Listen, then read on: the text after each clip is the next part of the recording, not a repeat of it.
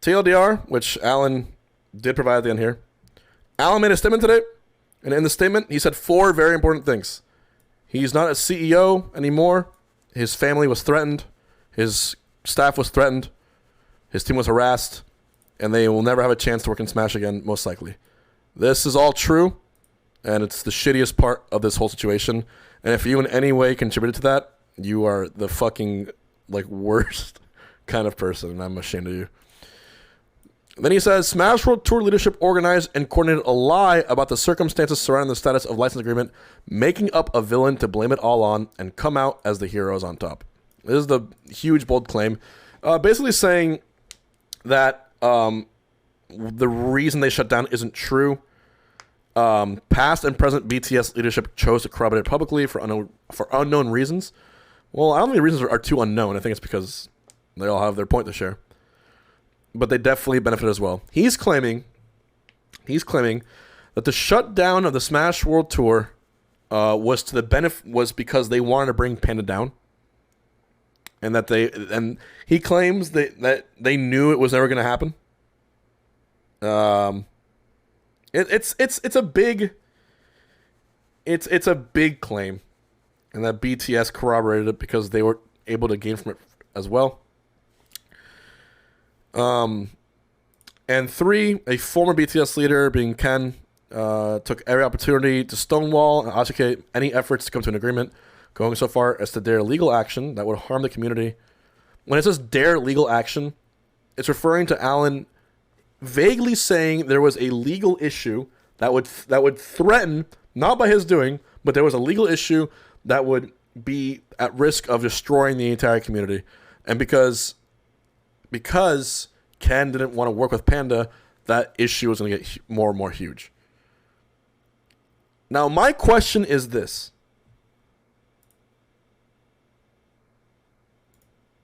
Is this the legal issue?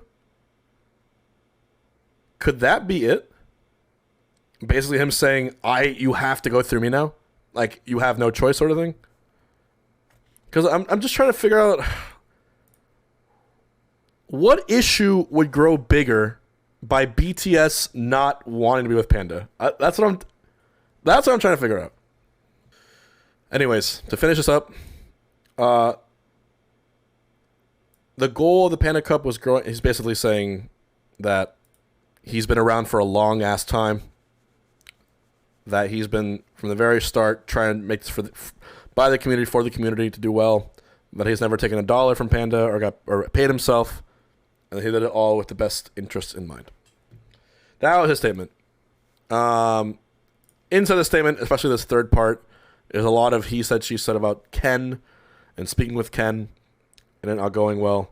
Ken then made his own statement that sort of says that this was completely false, that none of this happened the way it did. And now many other TOs are stepping up to say, 1, they never have had a problem working with Ken at all. And that 2, apparently, I think if it's true, right? If it is true, to me, this is the biggest part of all this. There's still more we have to uncover, it seems. Since one of the TOs has mentioned it publicly now,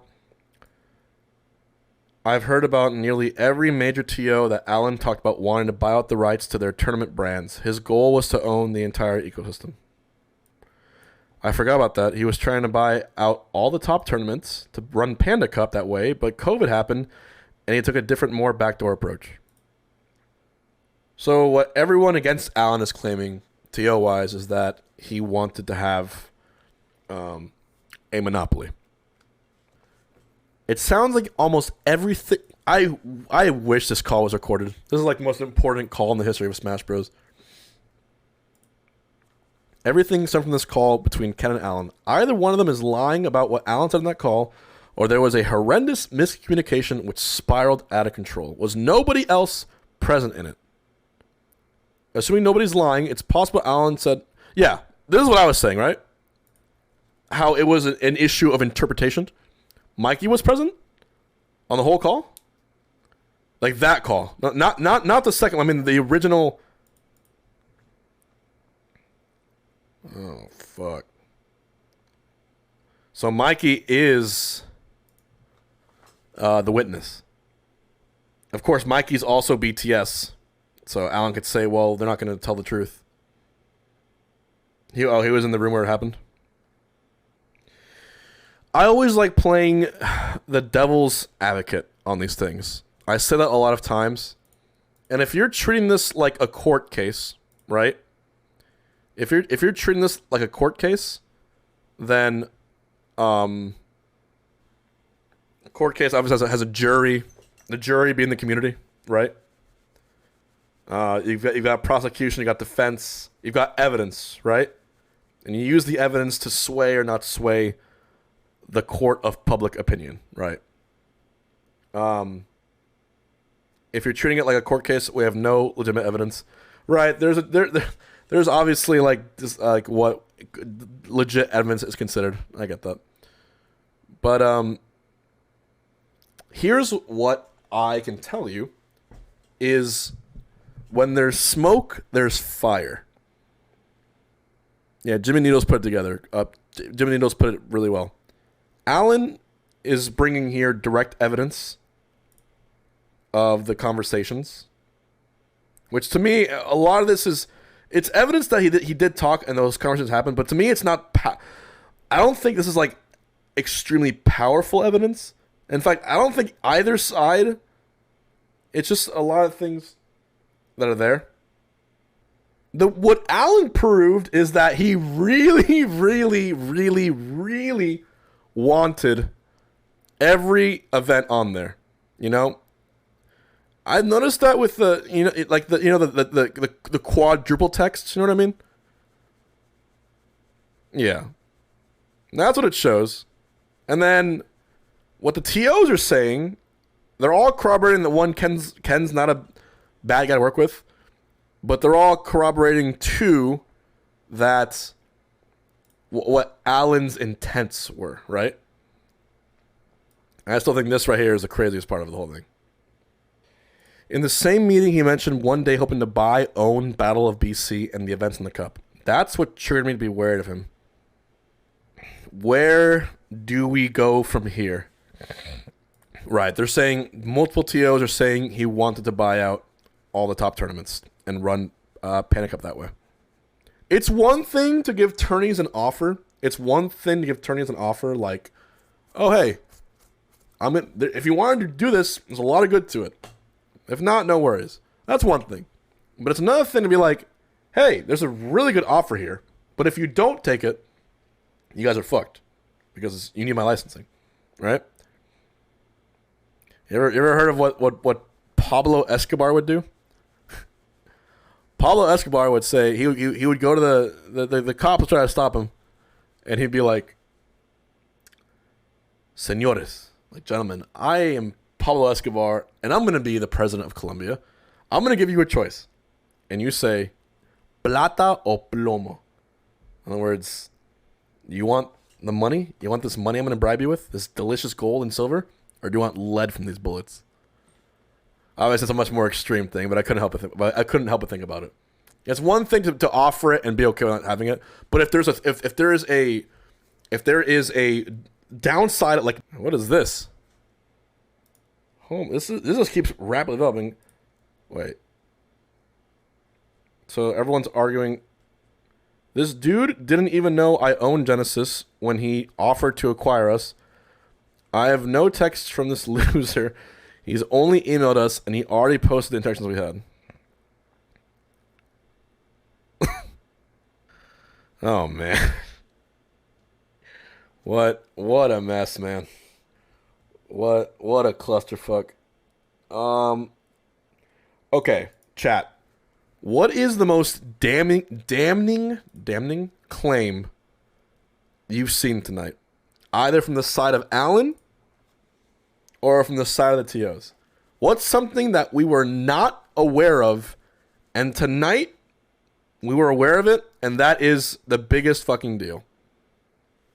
I think it goes claiming it was Gimmer's idea or Smash World Tour's idea to tank themselves to bring down the Panda Cup. Bobak claiming that Alan was to be the sole licensed proprietor for the entire community. Those for sure are the two biggest. And that, yeah, that he wanted to own a monopoly for Smash, pretty much.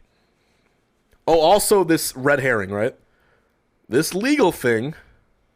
Oh, yeah, Alan not knowing who LD is. Can I just read this one more time? Because I feel like this might be the key to everything. Like, there's something, like, hidden in here. Between the two calls, a legal issue was flagged by someone else. It's not even him. It was flagged by someone else. Nintendo, that had and currently still has significant implications for the revenue of most major events in the community. What is this legal issue? Is it Twitch? Is it Nintendo? Is it the rights to stream?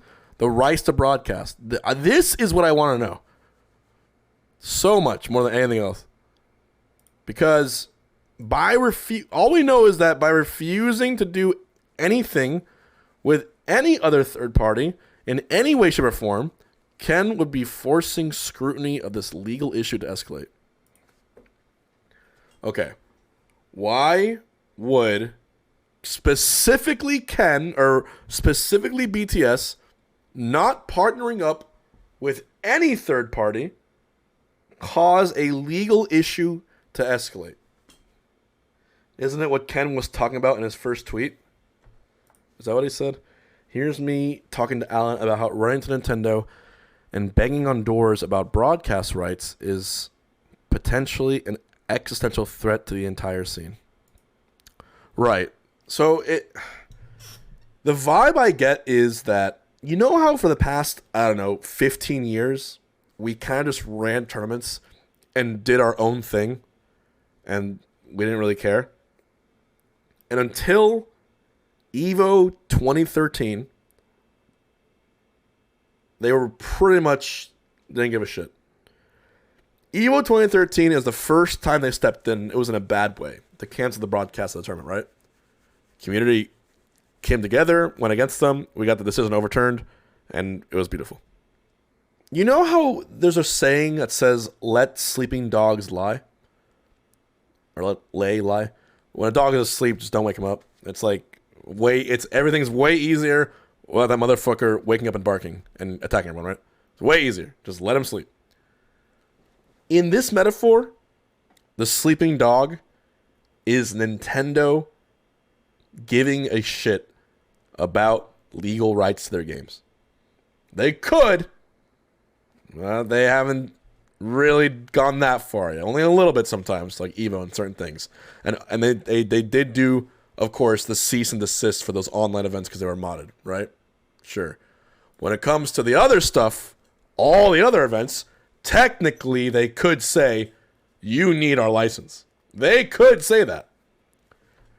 And what Ken is saying here is that Alan, by banging on the doors to Nintendo about these broadcast rights, was shaking the dog awake, was dangling steak in its face and calling him smelly. He was waking that fucking dog up. And I believe that might be, poking the bear. I believe that might be the legal issue that was happening here. And Ken was saying, like, bro, don't do that. We have a good thing going. You know? That's what I think. Fiction in his beautiful lexicon said, my impression from reading is that Dr. Allen is basically a low-key narcissist who has good intentions in the abstract, but implements these ideals through questionable methods which mysteriously seem to always give him more power, despite him constantly claiming the opposite. Bobak?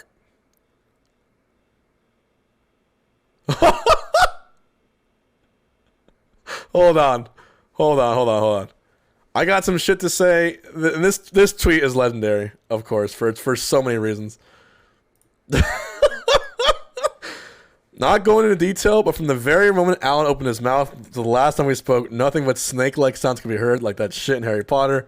This guy, Fermion Mello, said, I'm glad to hear about this, but if you have any screen grab receipts that indicate actual malicious intent, I bet the community, not just ego, I bet the community will love to see them. Bobak says, I don't have any combos with it via text, just on calls, which I can't record due to consent laws in California.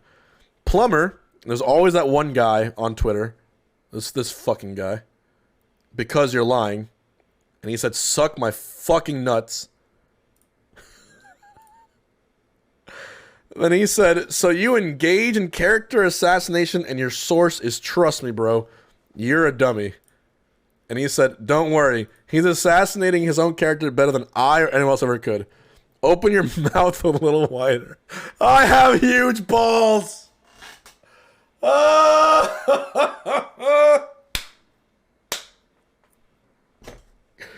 Oh my fucking... There is direct he said she said, and it's not like the whole gray area. Like there is a whole, where is it? Like this is insane. This part is fucking wild. I begged Ken in the middle of the second call, please, can we figure out some way of working together even a little so we can stop the can of worms from opening. I was asking for his help. First cooperation. Ken response, he yelled, let it happen. Let the can of worms open. Actively embracing the idea of legal trouble that could only end badly for the community. He was openly saying, I dare you, when it wasn't in control. When it wasn't in my control. The claim that Ken was willing to jeopardize the entire Smash community, to me, doesn't make any sense. I think what Ken was saying was like, he was more so telling Alan to fuck off in the way that was like, we don't want to do this. It isn't he said, she said. It's they said versus I said. The only reason I would still wait like a second is because, remember, anyone choosing to corroborate with Alan or defend Alan is getting like doxxed right now. Do I think Alan will double down? The only reason I don't think Alan will double down is because of this. I do not wish to return. He basically just wants out. Now, here's the thing, though. Here's the thing. If there is anyone who is interested in purchasing my shares of Panda, he's offering someone to buy Panda from him. And wouldn't the person who buys Panda then have that leeway with Nintendo? Then also be the arbiter in that case? You know what I mean? He's selling it. If Nintendo keeps a partnership, right? Oh, yeah. H-Pog's buy. Oh, yeah. Great idea. Yeah, I'm sure I could afford. No, dude. Ludwig could do it, though. Wouldn't that be the most insane?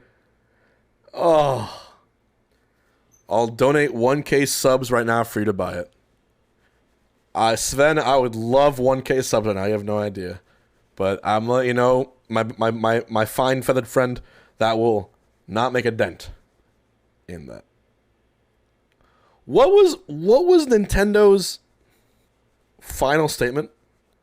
Oh yeah, health and safety. But in terms of Panda, did Nintendo explicitly say we still are going to work with Panda? Okay. You do understand. The previous CEO of Panda is selling his shares of Panda. And as it stands currently, without Nintendo saying anything, you are selling the rights to a Nintendo partnership. A extremely powerful Nintendo partnership. It's not that simple. Okay, I'll say this. Panda is the only org that was able to achieve this sort of partnership with Nintendo, right? My question is, if Panda still exists as an org, will Nintendo continue partnering with them without stepping down?